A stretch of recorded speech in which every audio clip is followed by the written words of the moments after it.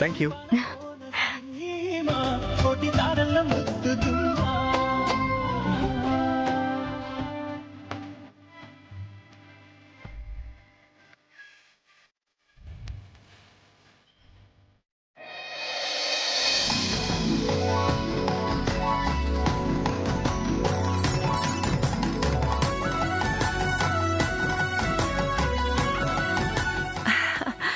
అబ్బా ఎంత బాగుందో ముగ్గు.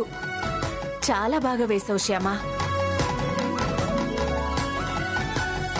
పల్లెటూరులో పుట్టి పెరిగింది, ఆ మాత్రం ముగ్గు వేయలేదా ఏంటి? అదో పెద్ద ఘనకార్యమా ఏంటి?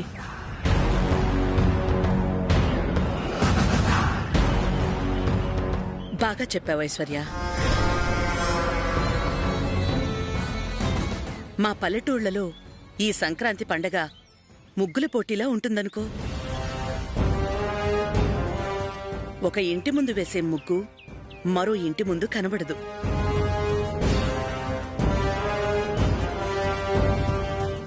మా శ్యామ అయితే వాళ్ళింటి ముందు ఎన్ని ముగ్గులు వేసేదో. తెల్లవారుజామున లేచి ముగ్గులు వేస్తున్నందుకు మంచులో అంతసేపుంటే తన ఆరోగ్యం పాడైపోతుందని శ్యామ వాళ్లమ్మ తెగ కేకలు వేసేది. అవును శ్యామ, పండక్కి వైదేహి వాళ్ళ అమ్మా నాన్న, ఐశ్వర్య వాళ్ళ అమ్మ వస్తున్నారు. మీ అమ్మ వాళ్ళు కూడా వస్తున్నారు కదా? లేదత్తయ్య గారు, రాత్రే నాకు ఫోన్ చేసి మాట్లాడారు. నాన్న అన్నయ్య వాళ్ళు ఏదో భజన ఒప్పుకున్నారంట, పక్క ఊరు వెళ్తున్నారంట. వదినకి తోడుగా అమ్మ ఇంట్లోనే ఉండాలి కదా, అందుకే వాళ్ళెవరూ రావడం లేదు. అవునా? వాళ్ళు కూడా వచ్చుంటే బావుండేది. వీలైతే వచ్చే సంక్రాంతికి వస్తారులేండి అత్తయ్య గారు.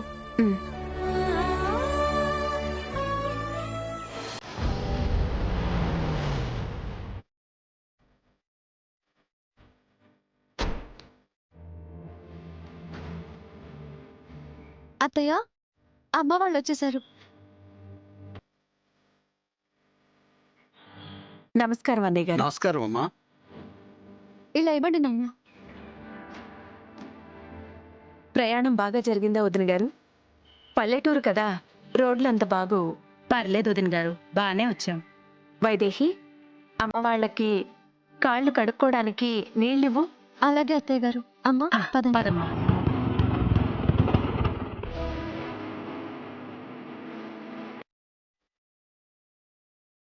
అత్తయ్య, మా మమ్మీ కూడా వచ్చేసింది.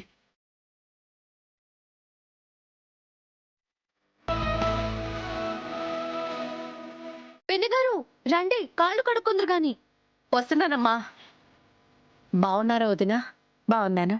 మీరెలా ఉన్నారు? బాగున్నాను వదినా. సరే పదండి. ఐశ్వర్య,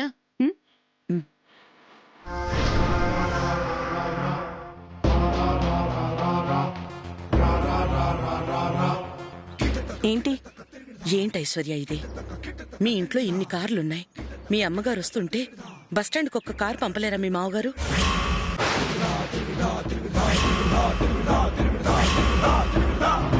వైదేహి వాళ్ళ అమ్మ వాళ్ళు చూడు, దర్జాగా కారులో దిగారు. మీ అమ్మేమో ఆటోలో దిగింది.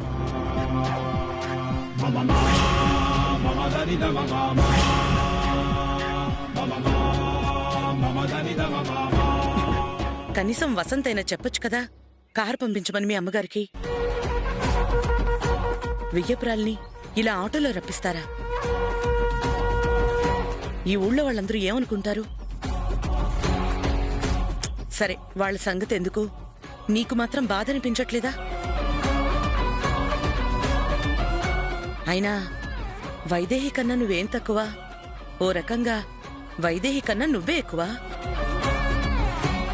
అలాంటిది నిన్ను మీ వాళ్ళని ఇలా తక్కువ చేసి చూస్తారేంటి మీ అత్త మావలు? తోడుకోడల విషయంలో మీ అత్త మావలు ఇంత పక్షపాతంగా ఉండడం నువ్వెలా భరిస్తున్నావో గాని నేను మాత్రం భరించలేకపోతున్నాను. ఇక మీదట నేను భరించను.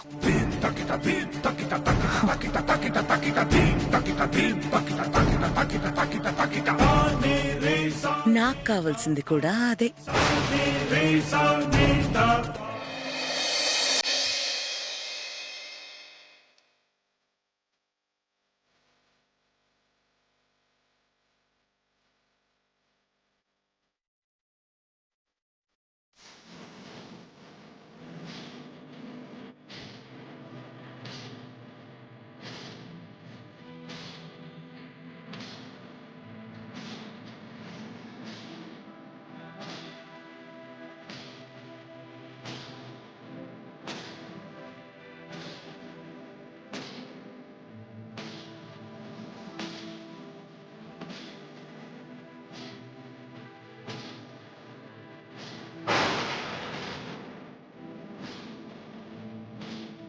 అమ్మ వైదేహి, ఈ బస్తాల్లో నుంచి 5 చేటల ధాన్యం తీసి రాశిగా పొయ్యమ్మా. పూజ మొదలు పెడదాం. అలాగే అత్తయ్య గారు. నానమ్మ, ధాన్యానికి కూడా పూజ చేస్తారా? ధాన్యం అంటే ఈ ధాన్యలక్ష్మిరా. ప్రతి సంవత్సరం ఇలా పుష్కలంగా పంటలు పండాలని ఈ ధాన్యలక్ష్మిని కోరుకుంటూ ఇలా ధాన్య పూజ చెయ్యాలి. ఓహో. ఉమ్.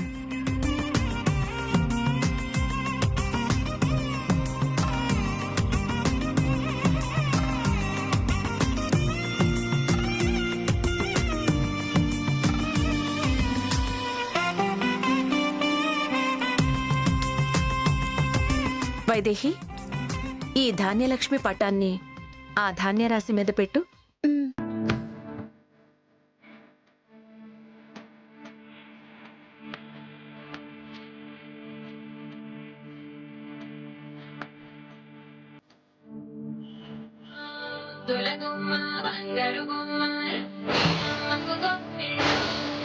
దీపారాధన చేయమ్మా.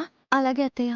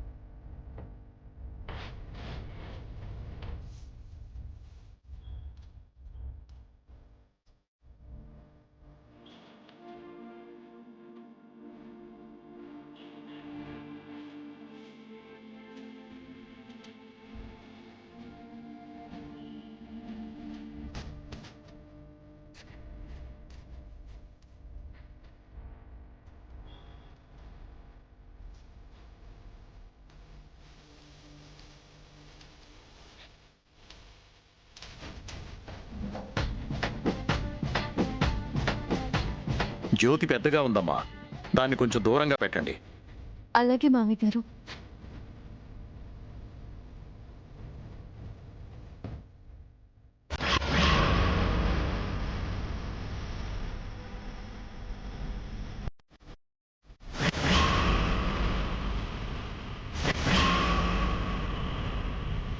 ఇప్పుడు చూడవే, నిన్నెలా తిట్టిస్తాను.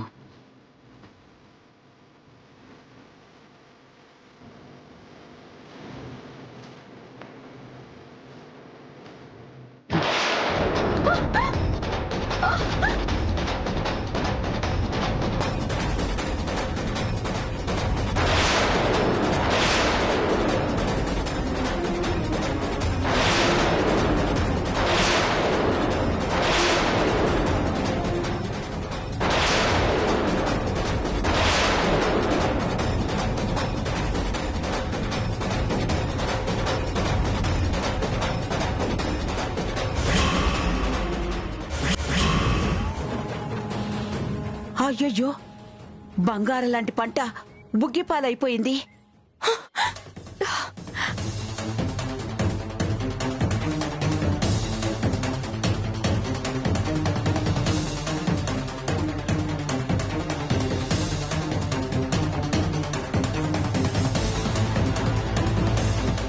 శ్యామా శ్యామా నీకేం కాలేదు కదా? నాకేమైనా పర్లేదండి. ధాన్యలక్ష్మి పూజలో అపచారం జరగకూడదు. జరగకూడదేంటి? జరిగిపోయింది.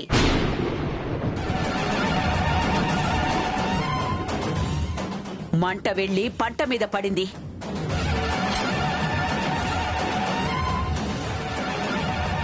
అంటే అర్థమేంటి? పంట మసైపోయిందని.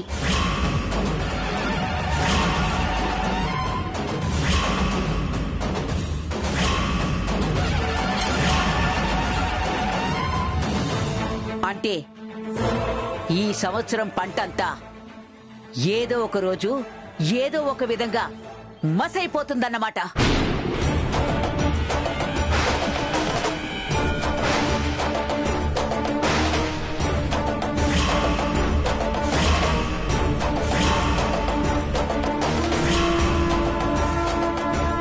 కొత్త కోడలొచ్చిన వేళ విశేషం కాబోలు పంట కాస్త మంటపాలయ్యేలా ఉంది.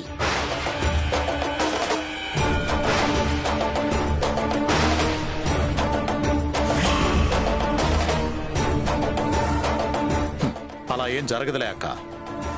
మండుతున్న కర్పూరాన్ని బయటికి తీసింది కదా శ్యామ. తీస్తే మాత్రం ఇలా జరగడం అశుభం కాదా?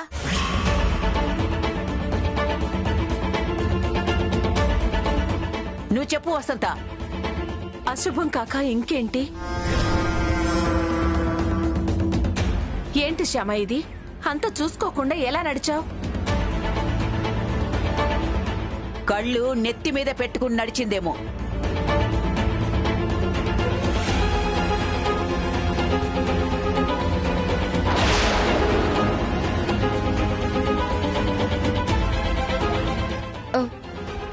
అంటే అత్తయ్య గారు ఏదో పొరపాటున ఇలాంటి పూజలో అలాంటి పొరపాట్లు జరగొచ్చా?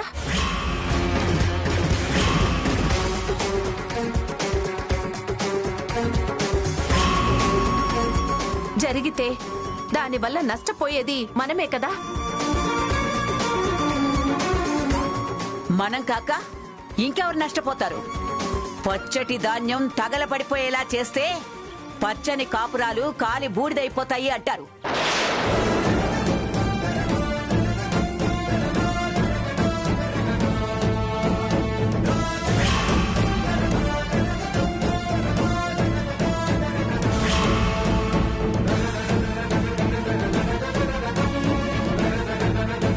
నేనిలా అంటున్నానని ఏమీ అనుకోవద్దు వసంత. ఈ పిల్ల నీకు నీ ఇంటికి తగిన కోడలు కాదు అనిపిస్తుంది.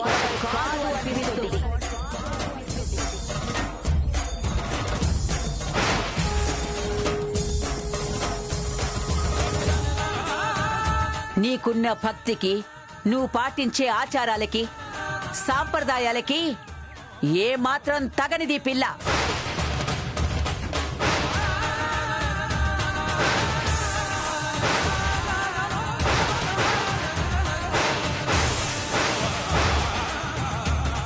అక్క, నీకు తెలుసో లేదో, శ్యామ కృష్ణ భక్తురాలు. ఆచార సాంప్రదాయాలు తెలిసిన పిల్లే. అదే కదండి నా బాధ. అన్నీ తెలిసిన పిల్ల ఇలా చేస్తే ఎలా? వసంత, తనేం చేయాలని చేయలేదు. అజాగ్రత్త వల్ల చేయలేదు. అనుకోకుండా అలా జరిగిందంతే. ఇంకా ఆ విషయాన్ని వదిలేయండి.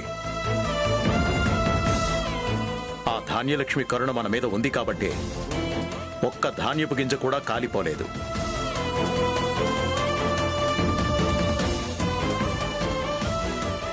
అదంతా మన అదృష్టం, ఆ ధాన్యలక్ష్మి దయ.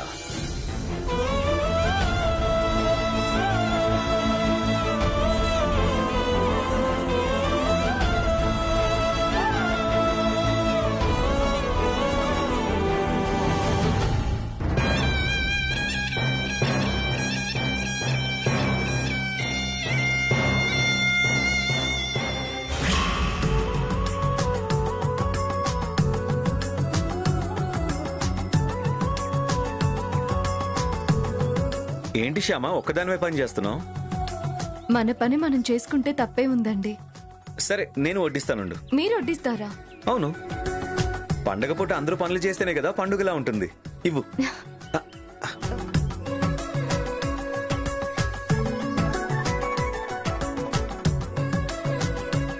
రే, అందరినీ భోజనానికి పిలుచుకురా. వెళ్ళు. అలాగే మమ్మీ.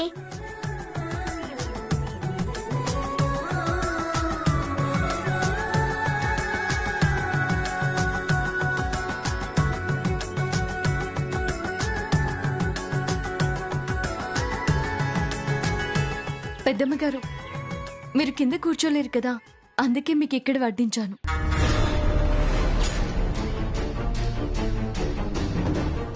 ఎవరికెలా వడ్డించాలో మా శ్యామకి బాగా తెలుసు. అవునవును, చాలా బాగా తెలుసు.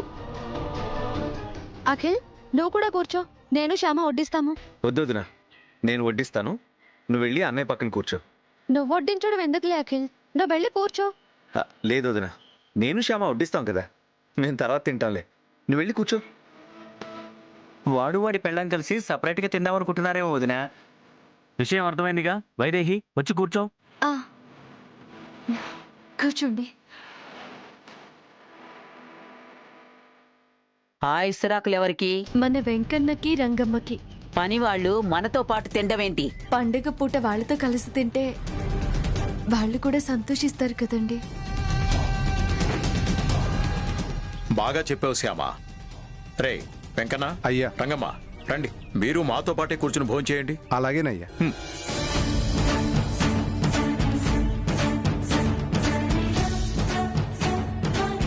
మీరు తినండి పెద్దమ్మ గారు.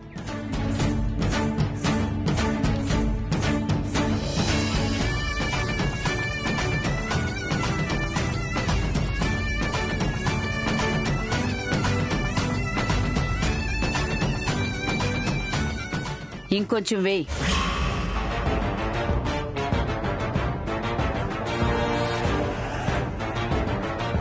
ఏంటి కొంచెం కొంచెం వేస్తున్నావు? నీ సొమ్మేమైనా పెడుతున్నావా? వేయి.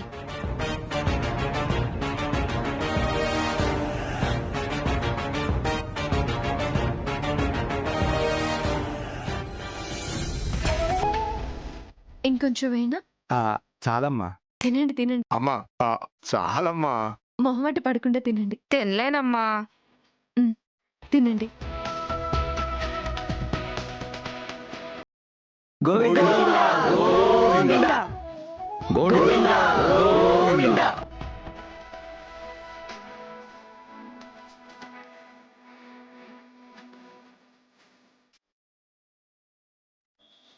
ఇక మీ ఇద్దరు కూర్చొని పండగ సెలబ్రేట్ చేసుకోండి.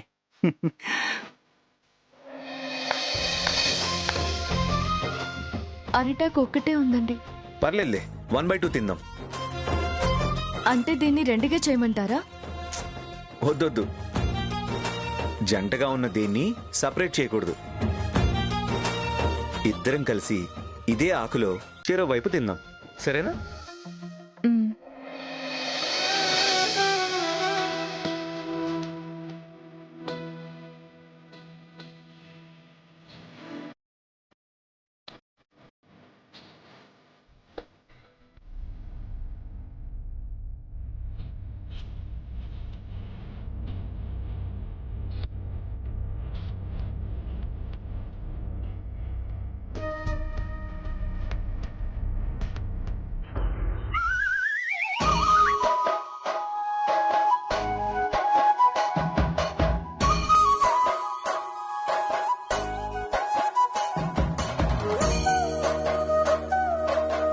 ఇక్కడ నా స్వీట్ ఉండాలి.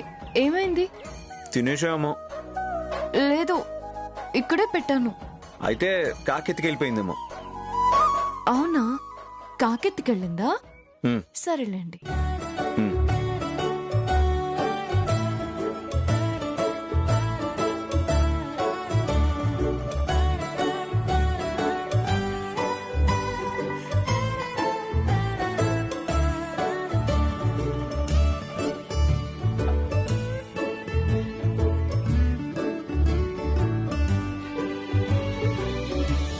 ఇక్కడ నా స్వీట్ ఏమైంది?